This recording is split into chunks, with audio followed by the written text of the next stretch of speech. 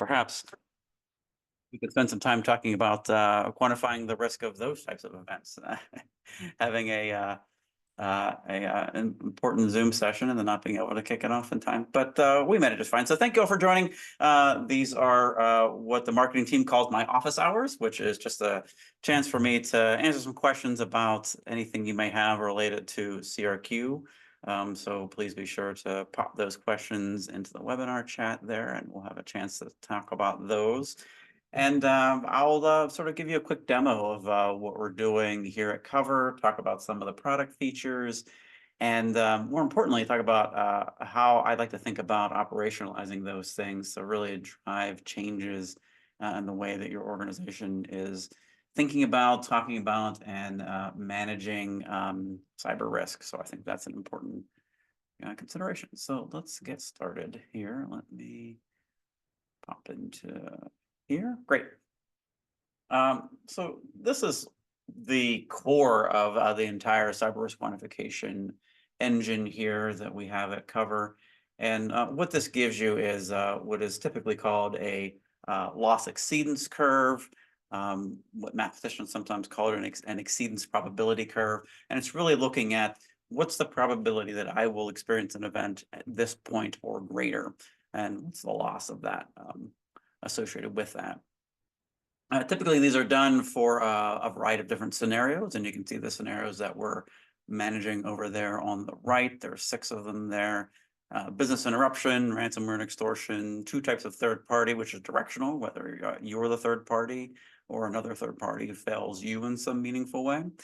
Data theft, and then regulation. And these sort of things also align to a lot of the cyber insurance coverages and riders that you might experience in the marketplace. In fact, that's how Cover got started over 6 years ago, is doing risk accumulation modeling for cyber insurers that way. So we've sort of taken that same approach and then applied it to enterprises, as opposed to we were looking at around 5 million different companies and their loss to that cyber insurer. In other words, what's the chances that they're going to have to pay out a claim, which is really the same math that you need to figure out what it looks like for you. So we've been doing that now for several years after that. This graph here sort of layers on over top of each other, all 6 of these scenarios.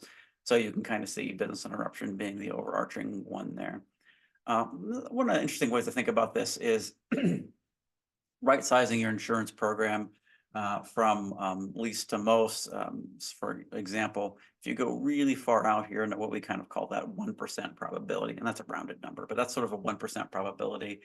I've seen that sometimes called in financial services companies a conditional tail event at the 99th percentile, which is sort of an inverted way of looking at it, but the same kind of thing. Is you have a 1% chance of experiencing a loss at right around $42 million or greater. And then on the other side of this, right around 99% chance of experiencing it at least $64,000 or greater. So the idea being that it's a distribution, we're talking about something that happens in the future. So there's a range of possible outcomes.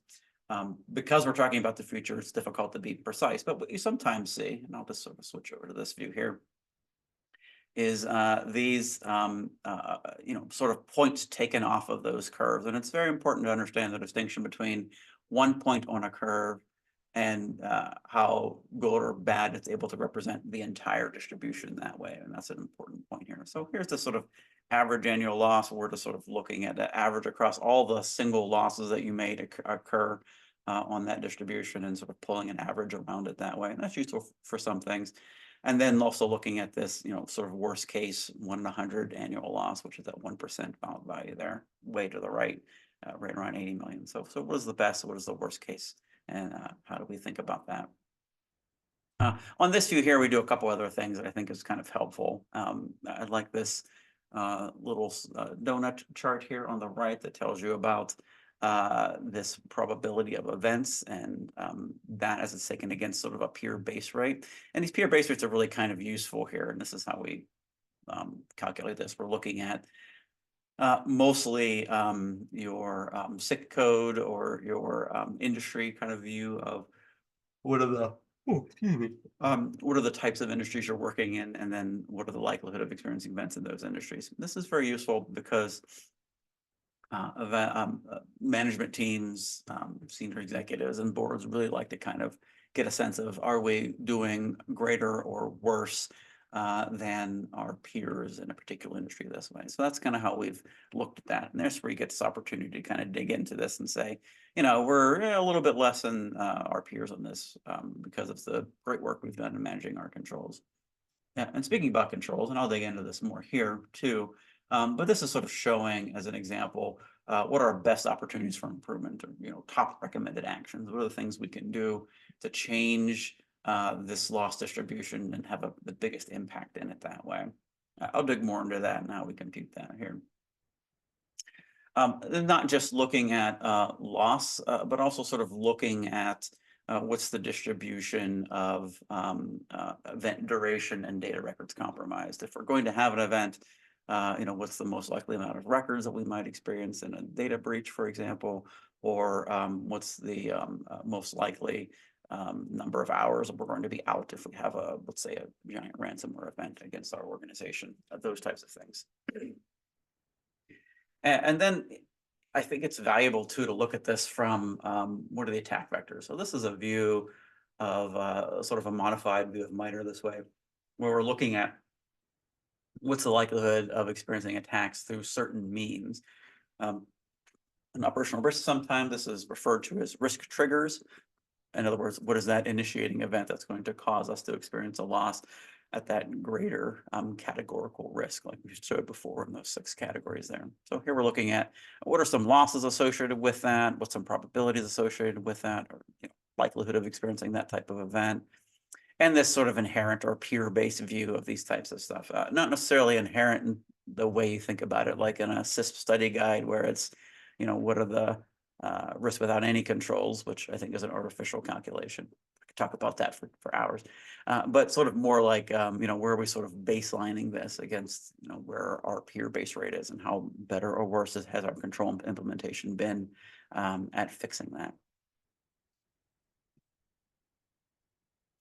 Move over here to this other section. Uh-oh, had a bit of an error here. Let's see what's going on. The risk progression is a new feature we released, I guess it was last month.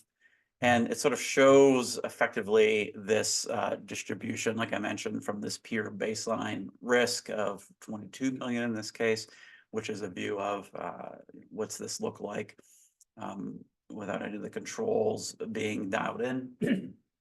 And then what's the best it could possibly be? So, on this distribution, the minimum amount of risk we can possibly have is right around 6 million. And this is an average value.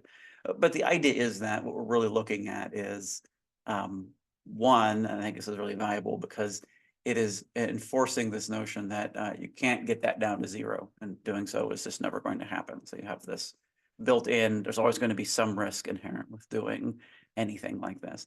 And 2, where we are in this distribution, and are we comfortable with that?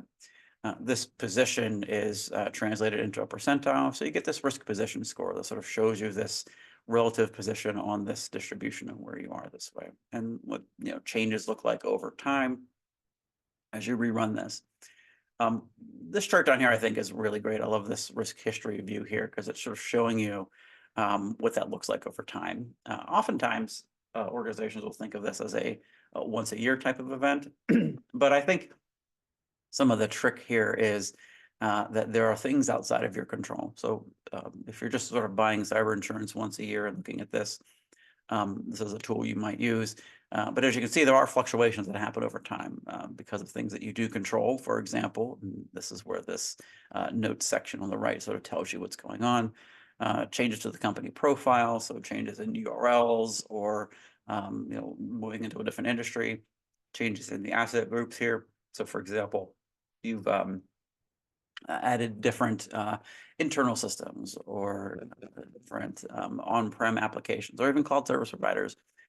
These are things that change and adjust the surface of your risk environment that way that you need to reflect in the reporting of that. So things you control, things you don't control. Things you don't control have to do with the broader economics associated with loss in terms of the way that ransoms are being demanded and paid, what fines look like, Just like everything else, the governments of the world, they also take into account inflation when they're assessing fines. So those are all things we have to worry about too. I'll jump down to this graph here for a second, and this really tells you and gives you some very actionable advice about how you can think about the way that you're sizing your cyber insurance program. So if you want to know whether or not you have the right amount of deductible or limit, it's very helpful to sort of look at what's the likelihood of exceeding each of those values this way. So here we're looking at just around 30% chance that you're going to exceed your deductible in any given year. And this is forecast for the next 12 months, but you can sort of think of it like that. Is that an acceptable amount of risk? Are we paying too much for insurance and treating it like maintenance dollars as opposed to treating insurance like it probably should be, which is a more worst case or high deductible health insurance plan kind of thing. So shifting this curve as far right as you possibly can be. But also important to kind of look at this end point here too, which is saying, there's a 4% chance we're going to exceed our limit, which means practically we may not have enough insurance dollars, and we have to dip into either revenue or capital reserve if we have it to be able to manage this better. And that's something that a lot of firms typically don't think about. We sort of just write off that 4%. But you could have to pay as much as $80 million in any given year, which could be very devastating to your organization, depending upon reserves and revenue that way. So sort of thinking about allocating funds at this $50 to $80 million amounts in terms of ways that you can sort of put away over time and do something about that, or just come to an agreement internally that, if we have to, take that $30 million hit in any given year, we're just going to pull it out of revenue. The distinction is actively managing risk requires everybody be on the same page about what can happen. Notes have been taken and distributed, and everybody's, you got that sort of smoking email where if you have to sort of pay this, nobody's going to come back to you and say, oh, you didn't tell us.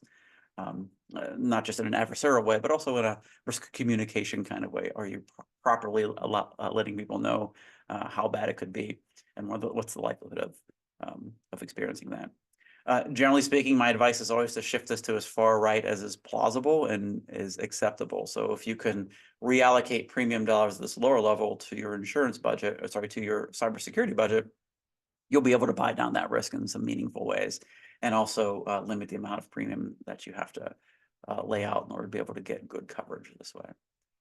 So about those controls, here's a way to sort of think about how to do that. And this is really looking at, this is grouped in this CSF. We can group them in different formats for you, but this is CSF because people sort of like that one and it's very popular.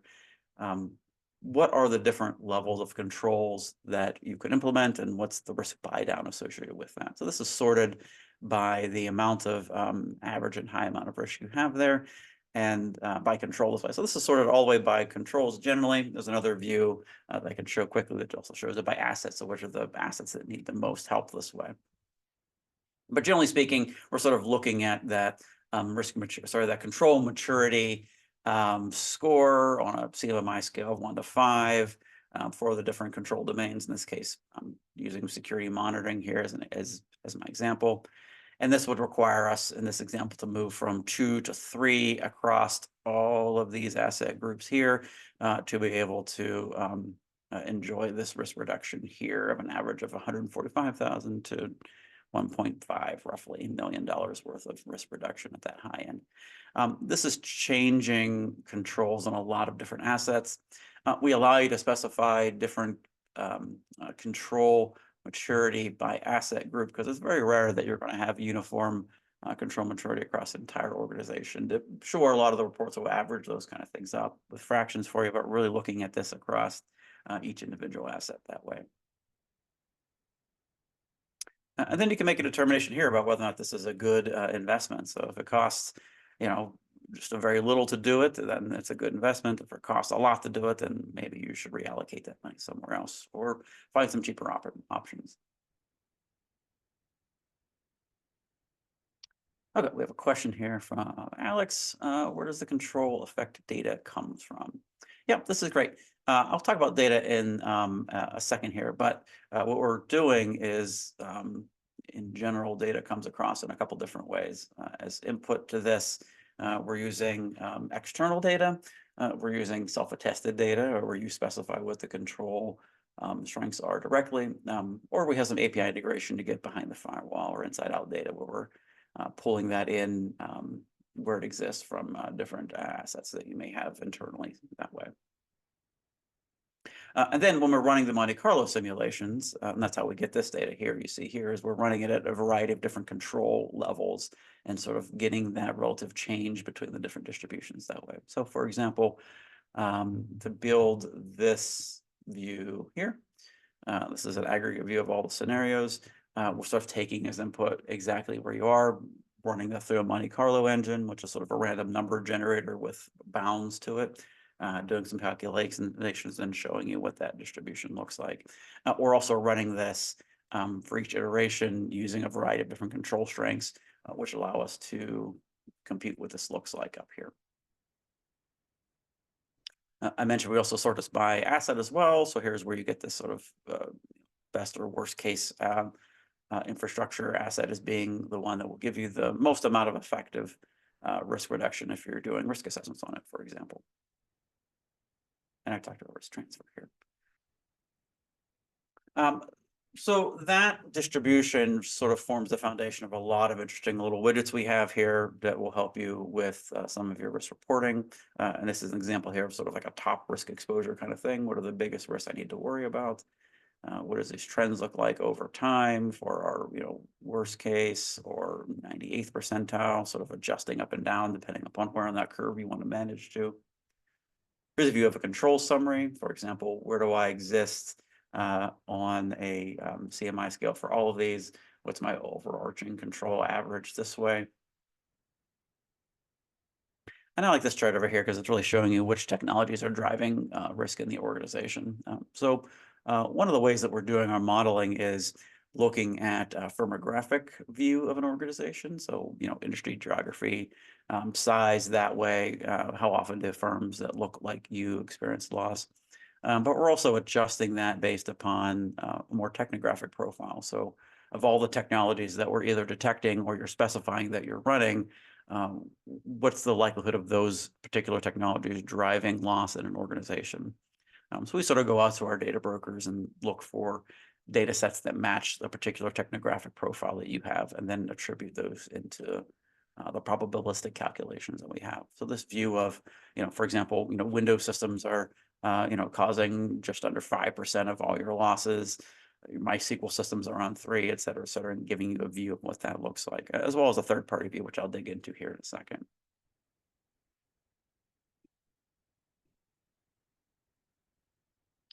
So this view here is sort of showing you across those two big picture third-party scenarios what that looks like. So what's the chances that a third party is going to have a data breach that affects your stuff, and what's that look like on average? And then service interruption, what's that look like for you? And then over here, you can kind of see this digging into deeper too around all the service providers that you have, which are the ones that are driving the most loss. In this case, it looks like Oracle Cloud is giving you a lot of headaches there.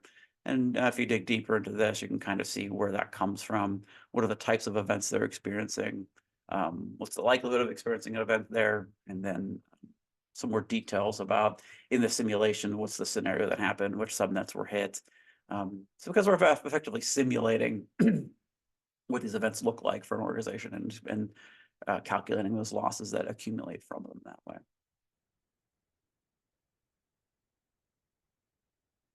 A question about the asset group. So now's a good time to go talk about that. As part of the inputs here, this one here, enter the sphere. So the sphere, which is this sort of graphical picture we have over here on the right, it looks a little like a network diagram, but it's really sort of our modeling diagram for how we're thinking about this. So we define assets in 3 different ways: employee endpoints, on-prem infrastructure, and then cloud service providers. So as we go through this, this is sort of looking at what these kind of things look like. My advice for modeling these things is to be and consider homogeneous groups this way. So what are the types of endpoints you have? This is a Windows system. It's running a variety of disparate types of technologies here. In this example, we have WordPress, MySQL, we have ISS running, we have a whole bunch of stuff going on here. How many are in there, and then the types of records they have, and then a percentage around what the asset groups look like in terms of productivity and revenue income. So these are either manually specified here in this section, or they are automatically created as a result of the API integration where we're pulling data from behind the firewall. So this is really where you would curate some of that data that was automatically created or address those things for you this way. And all the way down sort of, what does the types of technologies look like on these systems and the types of records that way. On-prem infrastructure or on-prem applications, some people model them that way too, is really kind of looking at what are the systems here, mostly sort of back-end database systems you see modeled this way, number of records we have, and then how much productivity and income relies on these types of stuff. Same thing with our cloud service providers. So for a particular segment here, what's running on this, number of records, et cetera. When you add that in, that's where you get a lot of that output that you saw before, where it's prioritizing those losses based upon the types of assets you have. So we're either automatically detecting it or you're specifying it in some way. Each bit of asset grouping that we have also has a security profile attached to it. This is where I was talking before about the different maturity levels that are assigned to these types of things here. So in this case here, we're looking at outage duration and control strength. And you can see that this is sort of where this is specified by each of those domains. And here's where it's attached to those different asset groups. So here's how you know and how our system knows what the control strengths effectively look like for these different segments.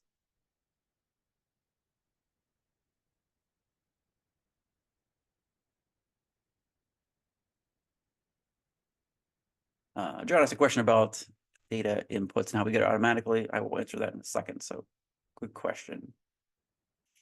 The last thing I'll say in this section here is that one of the really important things about doing any sort of quantitative modeling is knowing its limitations and what it can and can't do. And you can pretty much tell the snake oil from the valid models by if they sort of glaze over stuff that is imperfect that way. But we're very straightforward about what we can and can't do. In terms of the number of scenarios that we're modeling, we have great data around those 6, not so much great data about other ones, and we're looking to add more as we go over, as we can source good data for you that way. The other thing that we can do is be very clear about the types of losses that we do have data for and the types of losses we don't have data for. So in this blue box here, this is good data sources that we have where we can pull some stuff together for you and apply it to your systems and apply it to your quantifications.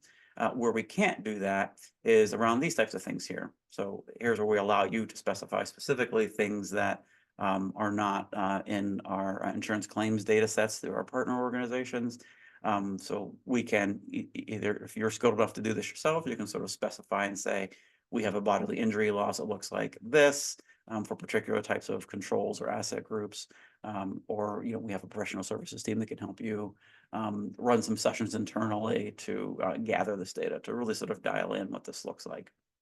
The net of it is that we're able to blend together these what we call custom damage types here, along with our data to get you a very specific a specifically quantified view of your organization's loss potential. We asked a little bit about data gathering, so I'll just do this where you can kind of get a look at what it looks like on board to the system. And at the end of that, we gather some data automatically, so I'll show you what that looks like. So here is what you are required to do. Enter in all or some of the URLs that you're using. What does revenue look like? Inputs, number of employees. Where do you do, where does your organization operate from a country perspective? This helps us get some data for all or some states, some data for regulations and compliance. Those tend to be very geography centric that way. Do you do any of these types of things? This helps us get a better sense of what fines and judgments look like. Do you have any of these types of certifications, air quotes, the types of stuff that you adhere to internally, either by preference or requirement? And then effectively, how do you want to see the output of this? I've been showing you the CSF, but we also have CIS available as output, and more in the pipeline, as it turns out. For that insurance modeling tab and the risk transfer, here is what that looks like as an input. And then, what are you paying for that? Put some numbers in here for that. And that's sort of all it takes to onboard. So at this point, our scan engines are going out and collecting data specifically about your organization. This involves a lot of publicly accessible data. So, DNS zones, things like that. Pointer records in your DNS system that goes to cloud service providers, that we're gathering technologies that way, as well as going out to our data brokers and finding information that they have about your organization as well. So we're compiling that into a profile of assets and technologies that we then use to do a quantification. And that's the external piece of it. As you can self-specify in that company info and sphere data there, the specifics. So that's sort of that second level or self-attested data, or you can get behind the firewall data through these automatic sphere creation APIs that we've created, where you will provide credentials and or a key to these systems that allow us to go in, gather data, and then automatically fill those kinds of things out for you.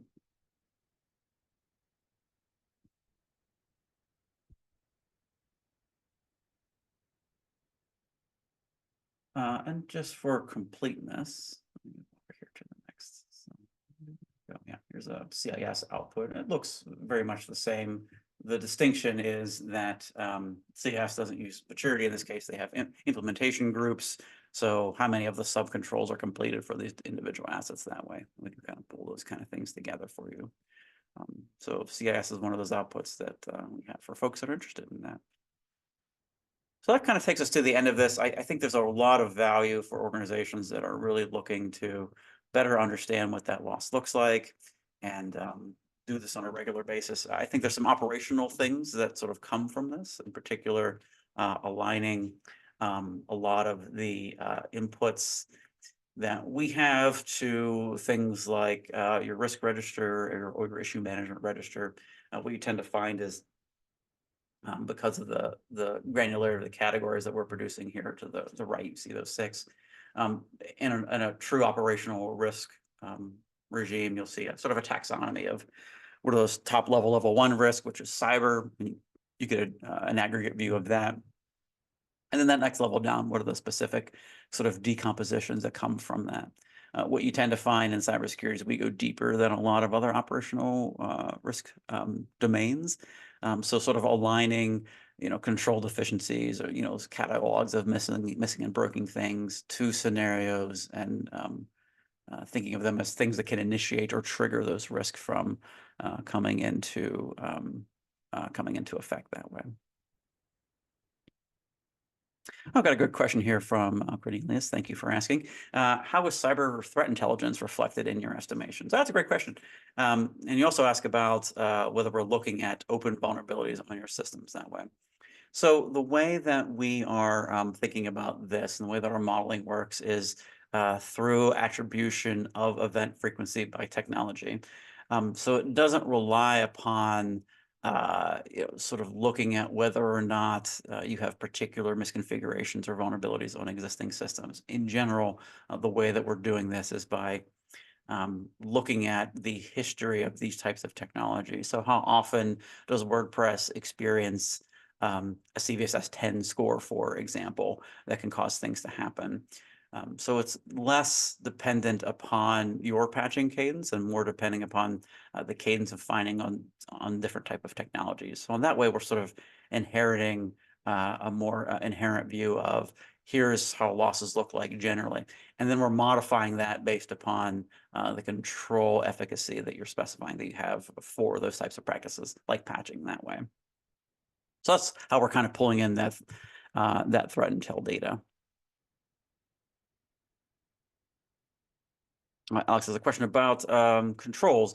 Yeah, so our default outputs right now are what I'm showing you, CIS or NIST. We have a lot of backend translation tables that we can ingest in different formats and display in these formats, or take the output of this through our backend engine and then display that in something custom for you. And we have a pipeline of more things that are coming into effect here over the coming months. In particular, ISO looks like it's going to be prioritized here very soon.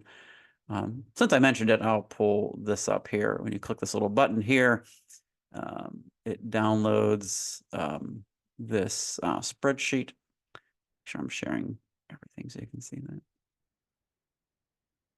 It downloads this spreadsheet that allows you to sort of dig into the background of all these particular things. So here's a what we call our YLT, yearly loss tables, that kind of show you all the data behind all of this that you can take to do a bunch of other stuff for. So for example, the full distribution of losses, in this case, this is for the business interruption scenario, at all those percentiles are shown there. So if there's a different sort of visualization you'd like to do on your own, that's something that you're able to do.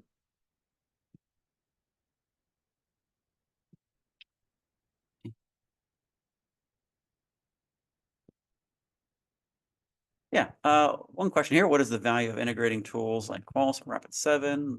Where can I see the integration outcome? Oh yeah, totally. So that outcome actually is native in the tool this way. So what you would see, for example, is when you go in here, you would see those things automatically populated in here underneath the asset groups and the security profiles that would pull that stuff in automatically. So that's sort of the real tangible input there. Is it wouldn't require you to go in and specify those things in particular. It would sort of auto-populate those. So it's really around time to value that we're really looking at, sort of adjusting these kind of things. That's sort of our goal in a lot of this. And there's a lot of ways to do CRQ modeling. I didn't give a bit of background here, but I've been doing CRQ modeling for over 20 years now. And one of the general approaches is to sort of make it very open green field. You can do whatever you want. You can model anything, which is, it has a high degree of flexibility, which is useful, but also requires a lot of onboarding.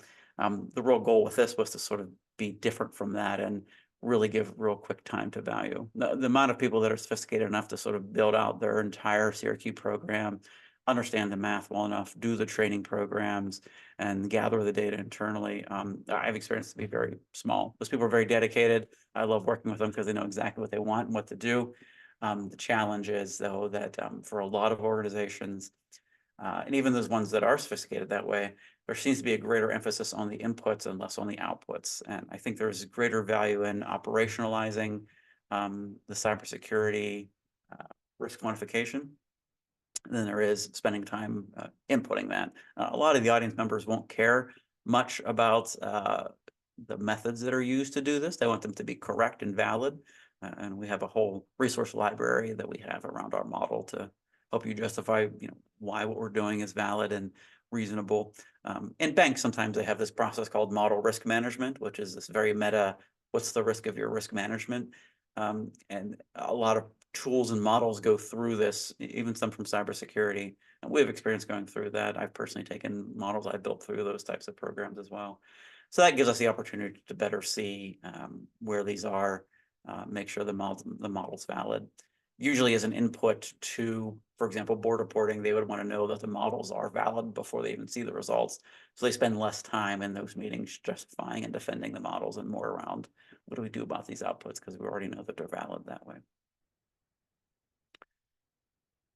So thank you all for joining today. If there's no further questions, I really enjoyed sharing some time with you, hearing your questions. It always helps me when I'm sort of calibrating some of our product and public statements about these things. What are people curious about, and what do they want to hear, and what are the challenges they're facing when they're trying to do risk quantification and mature their risk management programs? So thank you all again for joining, and we do these monthly. So if you are interested in asking some more questions in a very sort of low pressure, no sales kind of way, always feel free to join. And if you want to know more, please feel free to reach out.